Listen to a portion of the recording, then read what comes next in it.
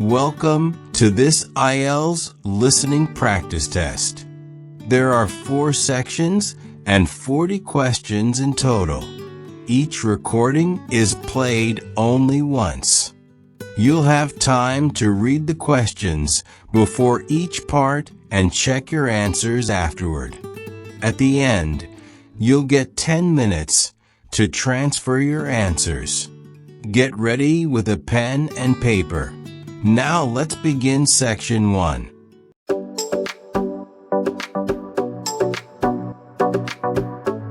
Section 1. You will hear a conversation between a staff member from Gaia's Guardians and a man who wants to do something to protect the environment. First, you have some time to look at questions 1 to 5.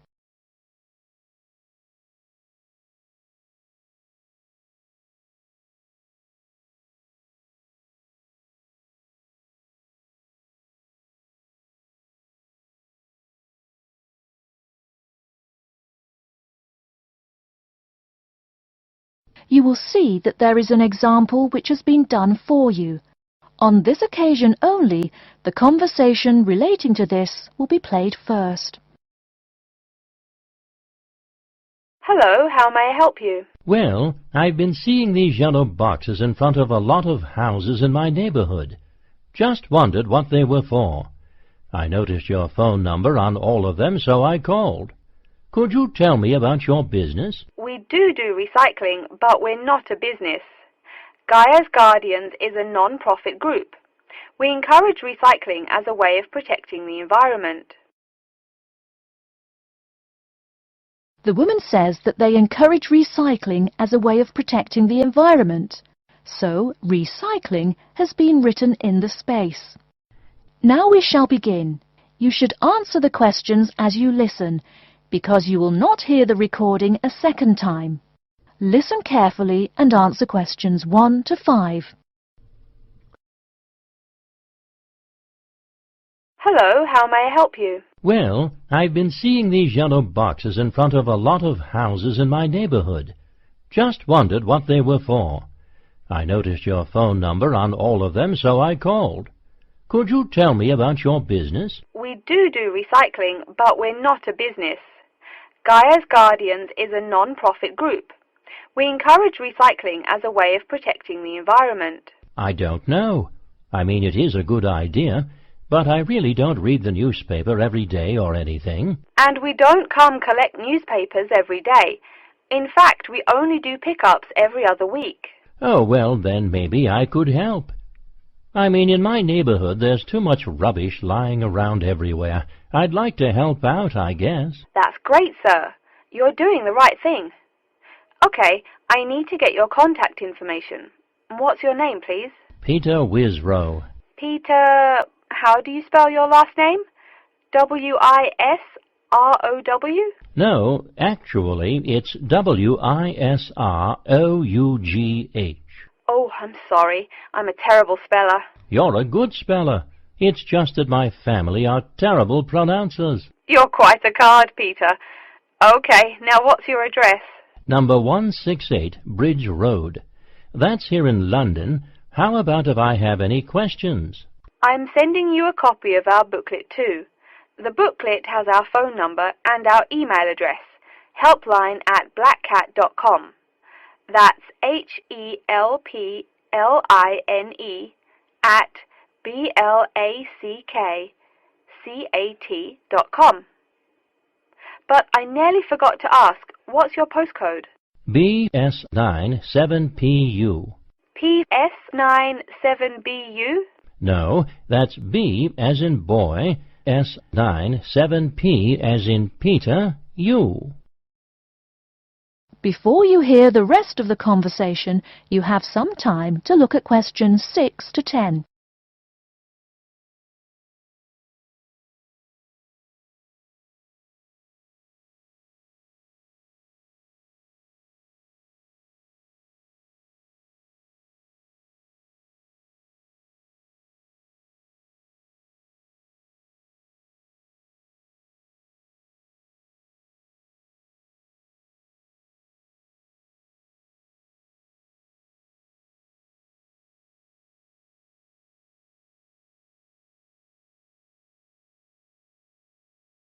Now listen and answer questions 6 to 10.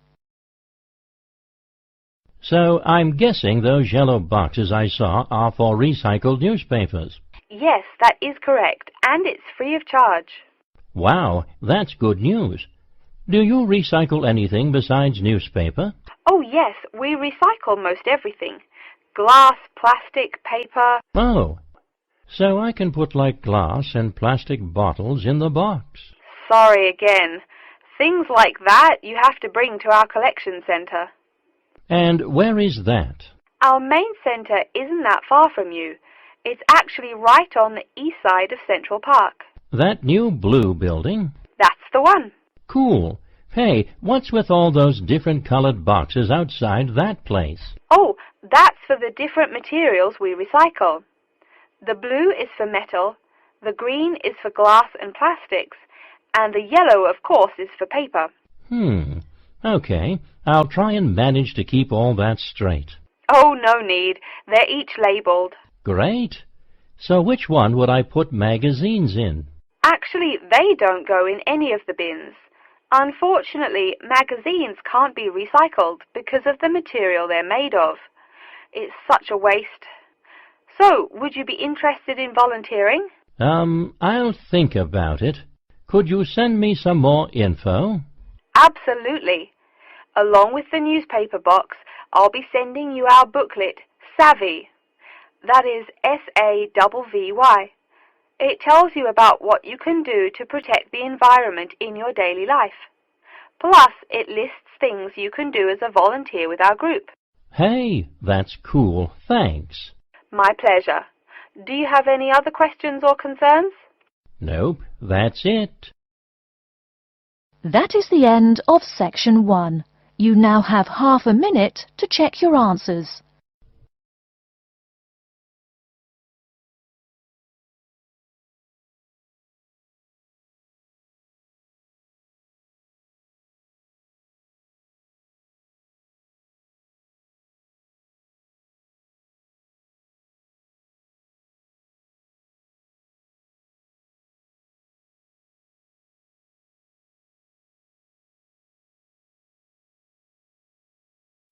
Now turn to section 2.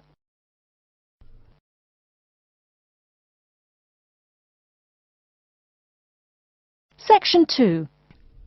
You'll hear an introduction about how to make a resume and apply for a job. First, you have some time to look at questions 11 to 17.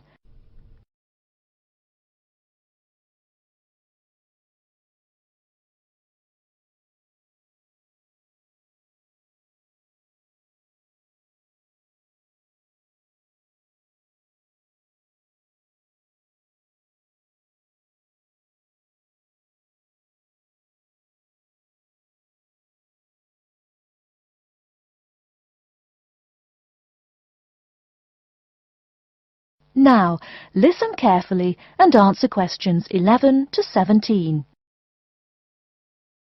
Welcome everyone to today's seminar on CV and interview skills. Remember, your CV is probably the most important document you will ever write. It opens the door to your career, and that job interview is probably the most important meeting you will ever attend. It's like stepping through that open door. So let's roll up our sleeves and get down to work, shall we? First of all, I cannot possibly tell you everything you need to know about writing a resume in the time we have. But let me tell you that there are dozens of great websites on the internet. These will give you all the suggestions you need. If you look at the paper I gave you, you will see a list of the dozen most popular sites. I can mention a couple of important points, however. One is that your CV or resume should not be too long. A page is about right. Why? HR departments do not have the time to read long documents. Too many people are sending too many CVs. After all, the economic crisis of 2008 is still very much alive. Everyone needs a job now. No matter how short you make that resume, though, you do not want to forget to tell HR how to contact your references. References are people who will give you a recommendation for a job. That's usually an ex-boss or a professor who knows you well. Do not use relatives. I don't care how much your mum loves you. Also, when you send that CV, be sure to include a typed cover letter. A cover letter is a letter where you basically are asking for a job. It's like introducing yourself. Make it brief. The real information about you is on that CV of yours, and please make sure the letter is typed. It doesn't matter if your handwriting is beautiful or not. Companies only read typed letters. Another point about CVs is you should try to have an attractive layout. Maybe use different type fonts or colours to highlight the information. Some people include a photo. You can find dozens of examples on the internet. Whatever layout you decide to use, however, avoid all spelling and grammar errors. I used to be an HR manager. If I saw a mistake, that CV went into the garbage. Something you write in a CV is a description of your skills and experiences in an interesting way. Mention training, too. I mean, these are what get you hired. Do not just say, I have lots of experience, or I have many skills. Tell that boss what you did, for what company, and when. Better, tell him how well you did it. Don't just say, I sold houses. Say, I sold £2 million worth of houses in my first year. That is, say something to make the person reading excited and curious. Finally, speaking of CVs, it's sad, but some people actually forget to provide a contact number. That's pretty silly. You wrote a great CV, you have HR dying to meet you, and they don't know how. You forgot your phone number. Oh sure, if you apply online they have your email address, but you just showed them you're forgetful. Why are they going to want to talk to you after that? Before you hear the rest of the talk, you have some time to look at questions 18 to 20.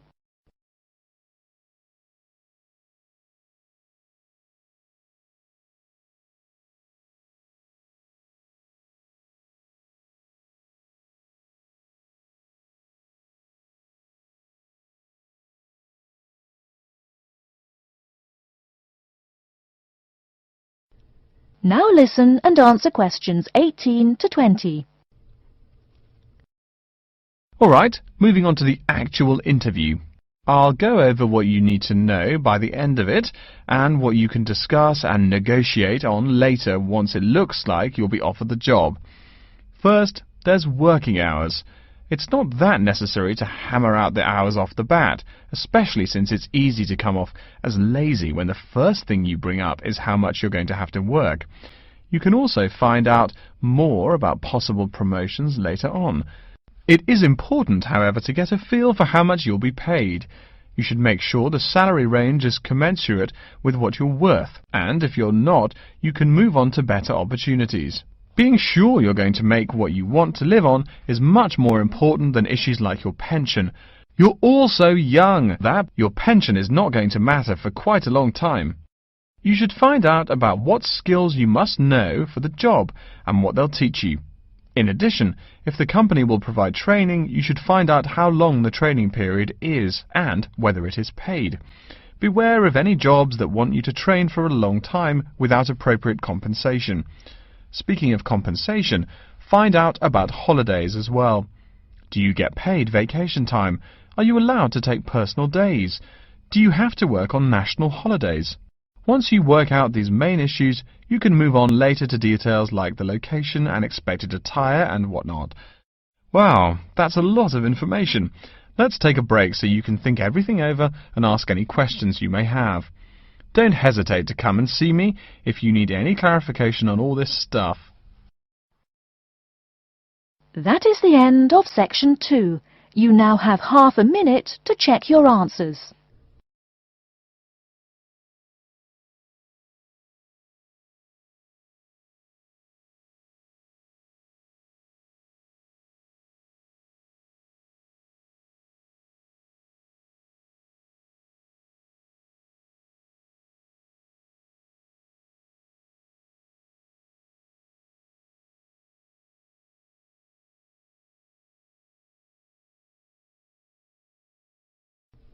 Now turn to section 3.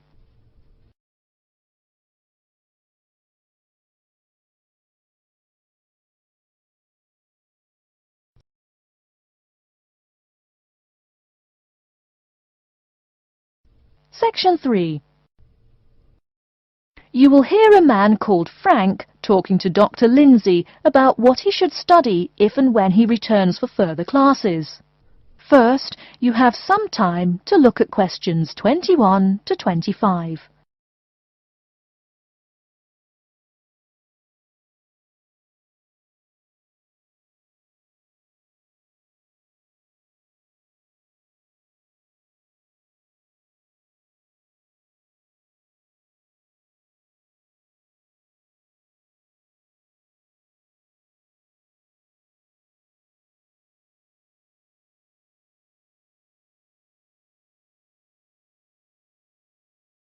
Now listen carefully and answer questions 21 to 25.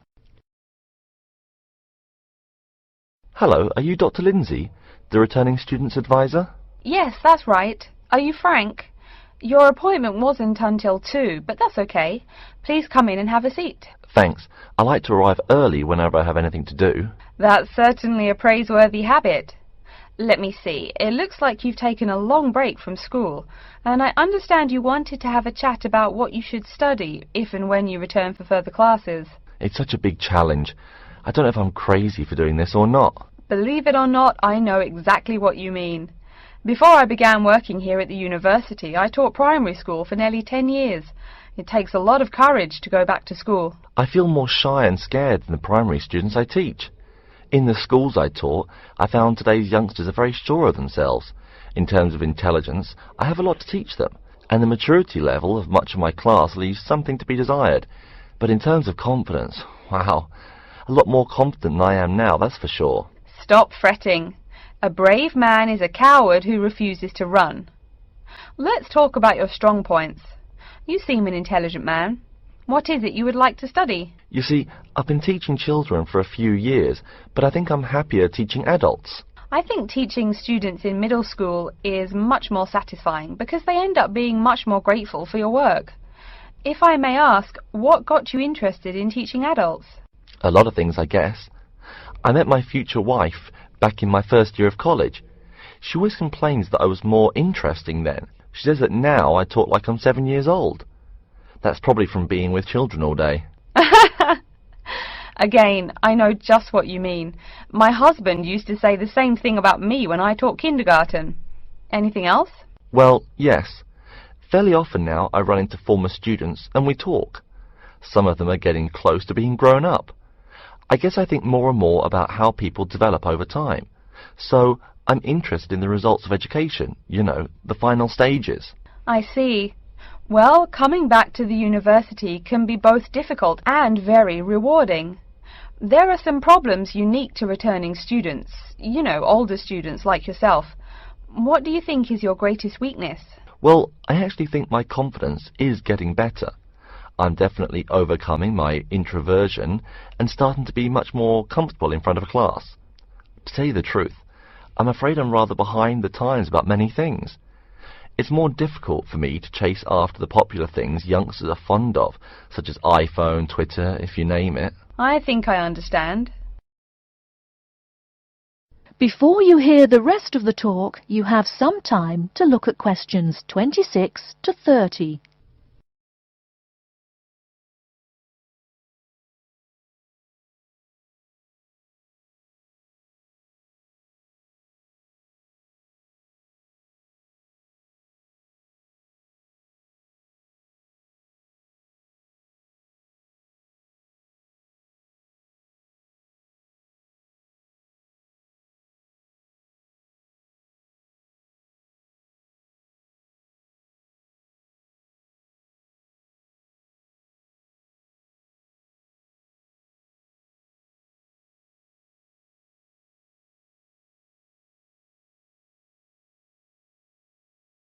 Now listen and answer questions 26 to 30.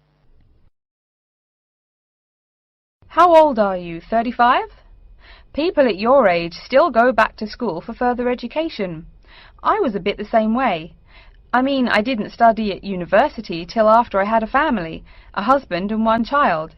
My point of view was a lot different from your average 18-year-old girls, I can tell you. Gee, that sounds pretty rough. A family and college? Clearly you weren't unsuccessful, though. It was, Frank, it truly was. My first term at school was extremely stressful. But, excuse me, you're not here to listen to my life story. We're talking about your plans. Is there anything unique I should know about you or your past experience or plans? I'm afraid not. There is nothing interesting about my career or plans. It's really not too impressive. Now, I forbid you to talk like that. This is your one life, and if you're not interested, why bother living it? Don't be so humble, Frank. Okay. My wife says I'm a wimp. Let's talk about your dreams a bit. You want to teach adults, you said. What would you like to teach them? Well, when I first came to college, I really liked languages and literature. A lot of people have told me that for practical reasons, it would be more rewarding to choose business management as my major. But I made up my mind to study liberal arts once I got the idea of going back to school. I must say it's refreshing to meet someone who knows there's more to an education than computers and finance. Let's have a look at the university course catalogue. Excuse me, Dr. Lindsay, before we do that, could I maybe ask you some questions about changes in university life? I think I need to discuss that so I know what to expect. Of course, I'm here to help you. The biggest thing to get used to is the change in technology. Professors present things on huge screens, many of which are interactive computerized whiteboards. You can write on them still and use them like a touchscreen. They're really handy. No more sloppy scribbled notes on the projector. Let's see, I doubt you'll be living in student housing, so I won't go into all the improvements there. Another major change that you'll enjoy is the plethora of resources available for students. As a student, you have 24-hour access to the gym and library privileges that include the use of school computers to scan, copy and print. And of course the media library, which contains movies from all genres and most of the movies listed on AFI's top 100 movies of all time. The dining facilities are also not what they used to be. They offer choices for all diets and you can expect a hot meal any time of day. Wow, things really have changed. I'll be sure to utilize all those great facilities in my time here. Thanks for all your help, Dr. Lindsay. I think that's all the questions I have for now. That is the end of section 3. You now have half a minute to check your answers.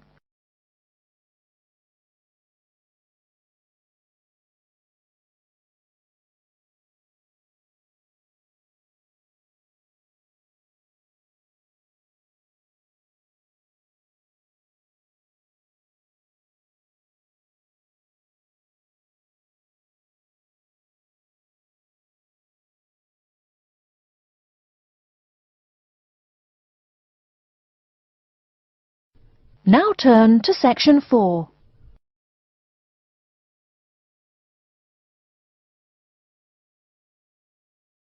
Section 4. You will hear an introduction about the curriculum and facilities of Wasamata University. First, you have some time to look at questions 31 to 40.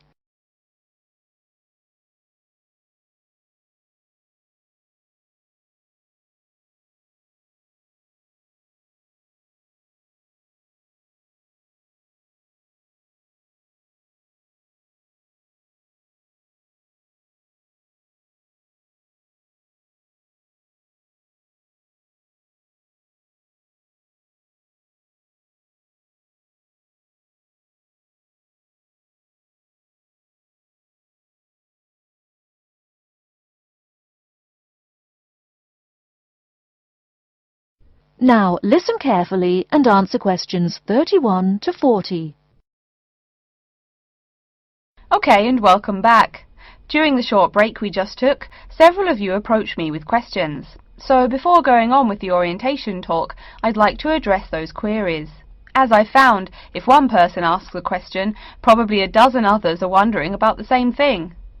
The first question is whether Wasamata University employs modules technology as an instruction method. The answer is yes, we do. At least that's what the university catalogue says. If some of you don't understand what modules technology is, don't worry. I googled the word but couldn't find it. Apparently, though, it's a method of broadband wireless access. At least that's what an American company's website told me. But again, don't worry. If you need to know something more, your professor can tell you. Another question someone asked me was what tomorrow's workshop on research methods and skills was about. Well, research skills include any method you can imagine for finding and presenting any information you need. That's not just schoolwork either.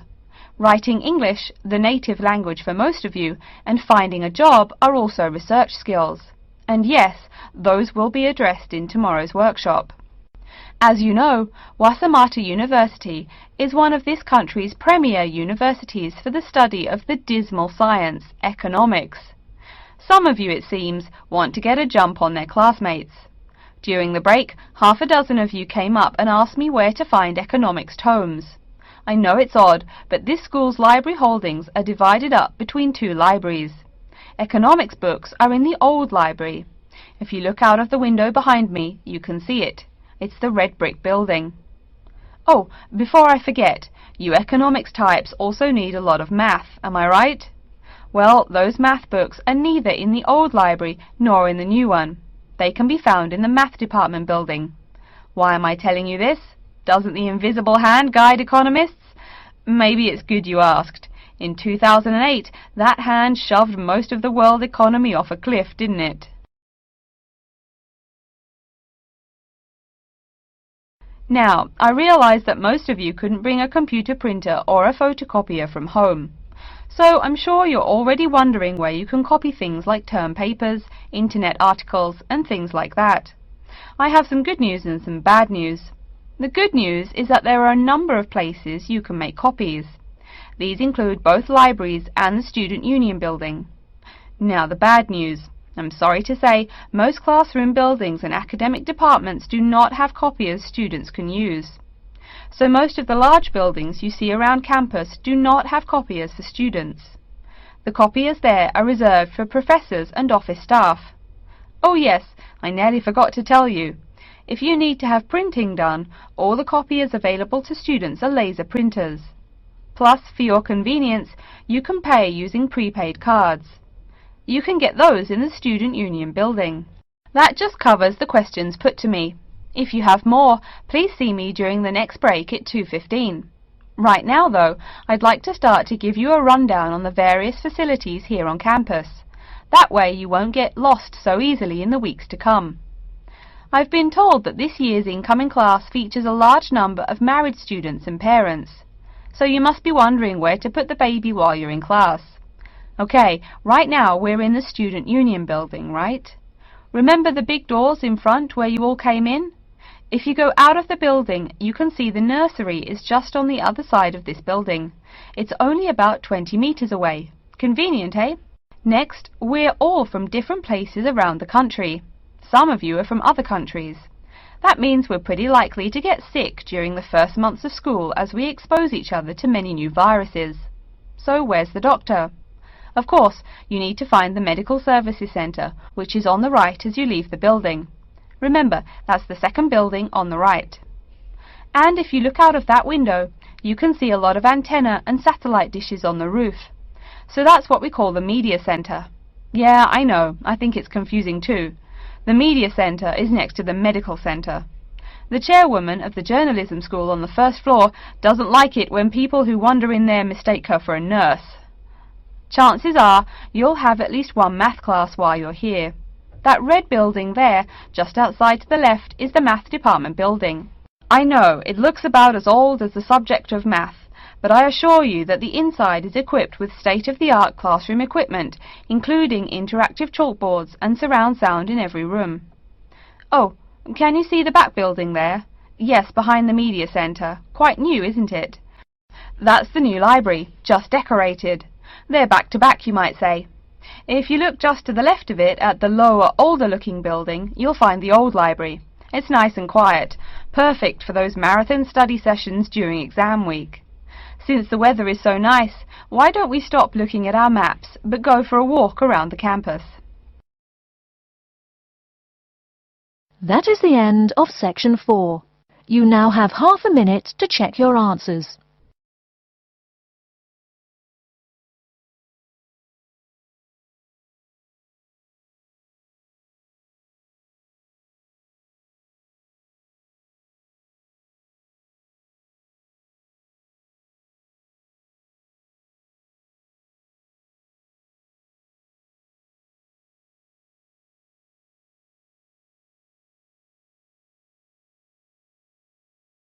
That is the end of the listening test. In the IELTS test, you will now have 10 minutes to transfer your answers to an answer sheet.